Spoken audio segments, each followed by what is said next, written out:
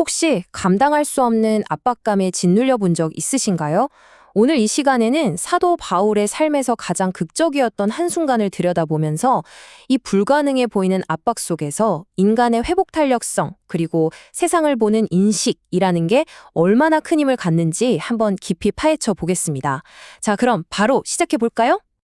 상황은 정말 최악 그 자체였습니다. 사도 바울은 예루살렘에서요, 잔뜩 격분한 군중에게 돌로 무참히 폭행을 당했어요. 이건 거의 몸을 가눌 수도 없는 말 그대로 죽음의 문턱에 서 있는 상태였죠. 그런데 바울이 마주한 건요, 단순히 몸이 아픈 것, 그게 다가 아니었어요. 그를 짓누르는 건 여러 겹으로 쌓여서 마치 태산처럼 느껴지는 거대한 부담이었습니다. 그를 짓누른 무게는 크게 세 가지로 볼 수 있는데요. 일단 첫 번째는 상상하기도 힘든 육신의 고통이었고요. 그리고 두 번째는 극심한 폭력 앞에서 인간이라면 누구나 느낄 수밖에 없는 본능적인 공포. 마지막으로 정말 컸던 건 그토록 돕고 싶었던 자기 동족에게 버림받았다는 그 깊은 배신감이었습니다. 이 무게가 대체 얼마나 엄청난 거냐? 한 자료에서는 이걸 역도선수에 비유하더라고요.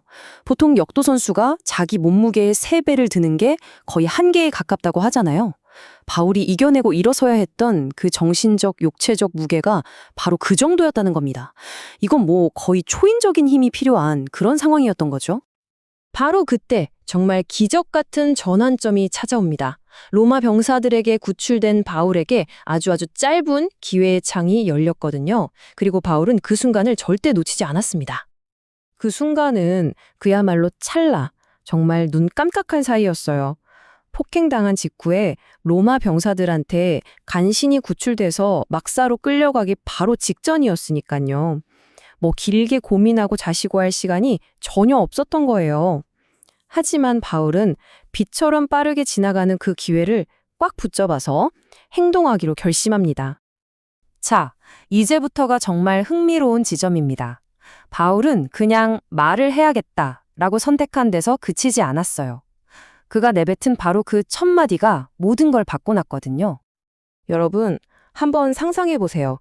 방금 전까지 나를 돌로 쳐서 죽이려고 했던 사람들 앞에서 무슨 말을 할 수 있을까요? 보통은 비난이나 저주, 아니면 두려움에 떨면서 변명이라도 했을까요? 바울의 선택은요, 우리의 모든 예상을 완전히 뛰어넘습니다.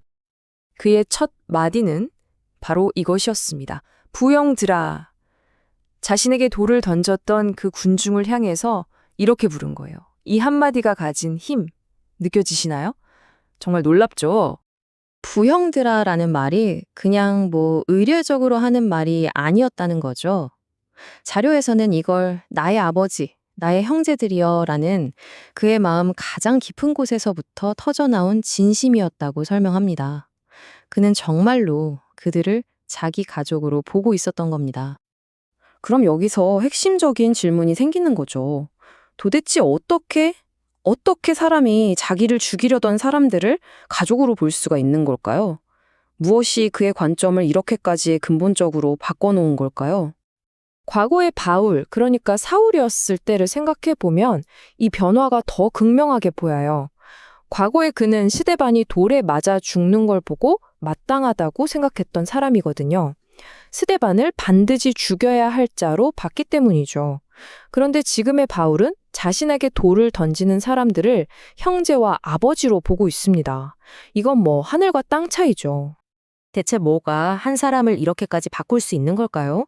이 심오한 내적 변화의 근원은 뭘까요? 이 질문에 대해서 소스는 신학적인 관점에서 그 답을 찾아갑니다. 자, 이제 마지막 부분인데요. 여기서는 바울의 변화를 단순히 한 인간의 의지를 넘어서는 어떤 더 큰 힘의 개입으로 설명하고 있습니다. 소스는 아주 명확하게 이야기합니다. 이런 인식의 대전환은 바울 혼자만의 힘으로는 절대 불가능한 일이었다. 이건 바로 성령의 역사, 즉 신적인 개입이 있었기에 가능했다는 거죠. 이 변화가 일어나는 과정은 크게 3단계로 볼 수 있어요. 먼저 우리의 의지를 넘어서는 성령의 힘이 역사하는 것에서 모든 게 시작됩니다. 그리고 그 힘이 우리에게 변화할 수 있는 계기, 즉 기회를 만들어주죠. 하지만 가장 중요한 마지막 단계는 바로 우리에게 달려 있습니다. 그 기회 앞에서 우리 자신의 의지가 어떻게 반응할 것인지 선택해야 한다는 점입니다. 그리고 이 모든 과정이 향하는 궁극적인 목표는 이거예요. 어떤 외부적인 힘이 우리 대신 모든 걸 다 해주는 게 아니라 그 힘을 통해 우리 자신이 진짜로 변하는 것. 비록 더딜지라도 우리 존재 자체가 바뀌는 것. 바로 그게 핵심이라는 겁니다. 오늘 우리는 바울의 이야기를 통해서 한 사람의 시선이 어떻게 바뀔 수 있는지를 봤습니다. 이 이야기가 우리에게 이렇게 묻는 것 같아요. 지금 여러분의 눈에는 세상이 그리고 주변 사람들이 어떻게 보이나요? 그리고 어쩌면 그 시선을 바꿀 수 있는 힘은 우리가 생각하는 것보다 훨씬 더 가까운 곳에 있을지도 모릅니다.